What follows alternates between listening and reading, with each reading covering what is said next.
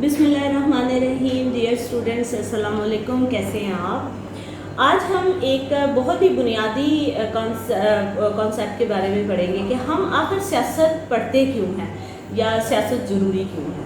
ये एक ऐसा सवाल है जिसका जवाब हमें सोचना चाहिए कि आखिर सियासत, क्योंकि हम सियासत को बुरा भला भी कहते रहते हैं और सियासत फिर भी हमारी ज़िंदगियों में भी सियासत मौजूद है।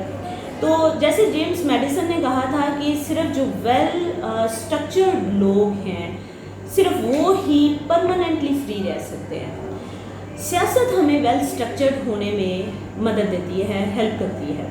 वेल स्ट्रक्चर्ड हो किस तरह से हुआ जाता है? सियासत हमें सिखाती है कि आप पॉलिटिकल पार्टिसिपेशन कैसे करते हैं। सियासत हमें सिखाती है कि आप पॉलिटिकल कम्युनिकेशन और पॉलिटिकल लाइफ को कैसे गुजारते हैं। हुकूमतों में रद्दोबदल कैसे होता है और हुकूमतें काम कैसे करती हैं। एग्जेक्टिव कैसे काम करता है, जुडिशरी और लेजिस्लेचर कैसे काम करते हैं, और इसके साथ साथ बाकी तमाम जितने भी इदारे हैं उनका काम कैसे चलता है। ये सारी चीज़ें हमें सियासत सिखाती है। सियासत की वजह से हमें ज़िंदगी में ओवरऑल हमें पता चलता है कि आपकी लाइफ स्ट्रक्चर्ड कैसे होगी। जेम्स मैडिसन को नहीं भूलना। Thank you.